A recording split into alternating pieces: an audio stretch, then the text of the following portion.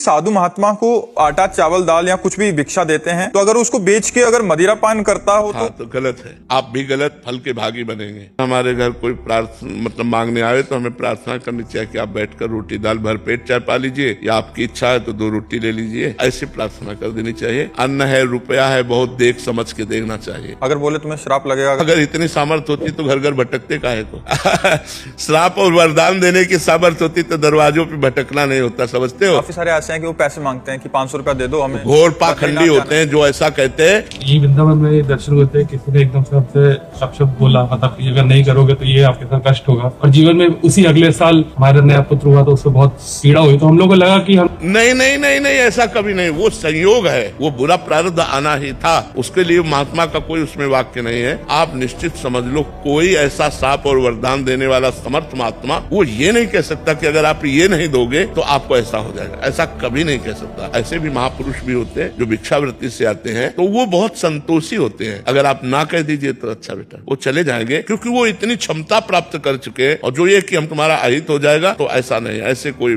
नहीं, ऐसा कोई नहीं, तुम्हारा अहित नहीं कर सकता, ये हम तुमसे वादा करते हैं। हाँ, रोटी दाल पालो। आप ठंडी लग रही है, आपके पास कपड़ा नहीं, तो लो हमारी जैकेट ले लो, पहन लो। आप अगर बीमार हो तो चलो मैं औषधि दिला दूं तुम्हें। इतनी सेवा तो हम कर सकते हैं। इसके आगे रुपया हमें जहाँ देना है वहाँ बहुत होश में देना है, और ये बेच लेगा इसको भी बहुत होश में देना है, क्योंकि वो शराब पीता है, मांस खाता है, तो उसके भागीदार हम भी तो बनते हैं ना। इसलिए दान सुपात्र को देना चाहिए।